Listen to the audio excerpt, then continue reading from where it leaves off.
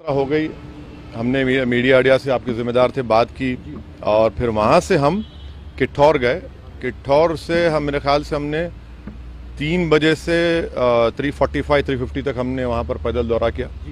फिर हमारे नुमान रोफिल साहब के घर में हम गए, वहाँ पर थोड़ा बहुत लंच का चाय का इंतज़ाम था, करके नमाज़ पढ़े और वहाँ से दिल्ली आने के लिए जब हम इस पिलखुवा के पास जो टोल गेट है वहाँ पर हम पहुँचे, हमारे साथ 4 गाड़ियाँ थी।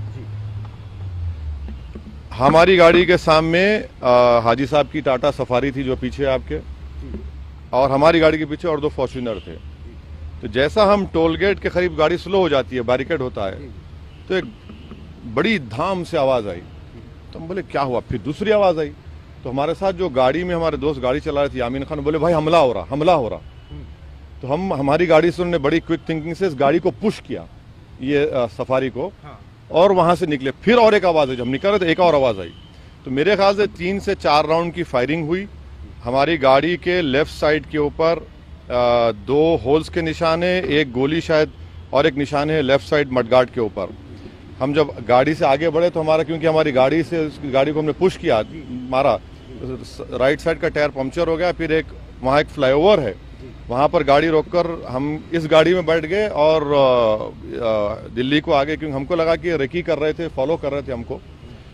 हमारे जब ये हमला हो रहा था, हमारे पीछे जो फॉर्च्यूनर थी जिसमें हमारे एक्स मेयर माजिद थे, उसके ड्राइवर ने एक शूटर पर गाड़ी चलाई, चढ़ा दी एक पर। जो रेड हुडी पहना था, 2 लोग थे, रेड हुडी पहना था, एक व्हाइट जैकेट। तो जो रेड हुडी पहना हुआ था उसके ऊपर गाड़ी चलाई, उसके पैर पर चलाई, वो गिरा। तो जो व्हाइट जैकेट पहना था वो उल्टा उन 2 फॉर्च्यूनर पे गोली चलाया।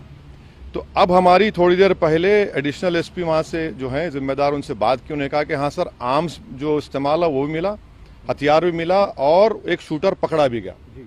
तो हमारी इलेक्शन कमीशन ऑफ इंडिया से ये गुजारिश है कि इसकी इंडिपेंडेंट जांच करवाई जाए, और ये कौन है लोग, किसका दिमाग है इसके पीछे, और आखिर क्यों ये हमला हुआ, किसने ये कॉन्स्पिरेसी की, ये जानना बेहद ज़रूरी है।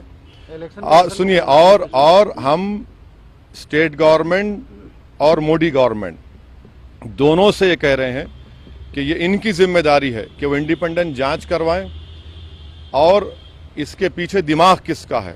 आखिर ऐसे कैसे हो सकता है कि टोल गेट के ऊपर ये लोग 4-4 राउंड फायरिंग एक सिटिंग एमपी के ऊपर करते हैं। हम तो अल्हम्दुलिल्लाह कुछ नहीं हुआ, हमको खैरियत से हैं, मगर अल्लाह बचाना जब चाहता है तो कोई कुछ नहीं कर सकता। मगर आज ये हुआ है। अभी देखिए, हम तो क्या उम्मीद करते हैं कि आपको क्या लगता है कौन हो सकते हैं आखिर? नहीं, मुझे देखिए हमको कई बार लोग धमकी देते हैं, कई बार बहुत सी बातें करते हैं। प्रयागराज में जो धर्म संसद हुआ वहाँ पर भी हम पर काफ़ी गालियाँ दी गई, और फिर आपके हमारे घर पर अभी हम कई मरतबा हमला हुआ। तो अब ये सरकार का काम है कि इंडिपेंडेंट जांच करवाएं और इसका सही तरीके इनको पकड़ा जाए। पार्लियामेंट अभी चल रहा है, पार्लियामेंट में भी ये क्वेश्चन उठाना चाहेंगे आप, बात करना चाहेंगे? जरूर, पार्लियामेंट है, स्पीकर साहब से मिलेंगे, स्पीकर साहब से बात करेंगे। हम इलेक्शन कमीशन को भी लेटर लिख रहे हैं, और सरकार जो स्टेट गवर्नमेंट और सेंट्रल गवर्नमेंट से भी करेंगे।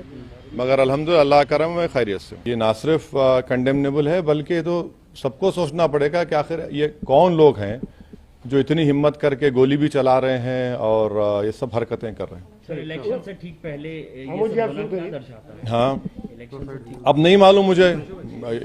अगर ये लोग, ये मारने वाले, अगर ये समझ रहे हैं कि हम पीछे हट जाएंगे, हम डर जाएंगे, हम शुरू दिन से कह रहे हैं कि जब तक हमको अल्लाह जिंदा रखेगा हम जिंदा रहेंगे, जिस दिन हमारा वक्त आएगा हम चले जाएंगे। मगर इस तरह के बुज़दिली की हरकतों से, इस तरह से गोली चलाने से हमारे ना हौसले और हिम्मत में कमी आएगी, बल्कि इंशाल्लाह और हौसले हिम्मत बढ़ेगी। और हमारा मानना है कि जब अल्लाह बचाना चाहता है, मगर ये कौन ताकतें हैं और कैसे उत्तर प्रदेश में ये इस तरह की हरकत हो रही है, ये तो जनता को भी देखना है।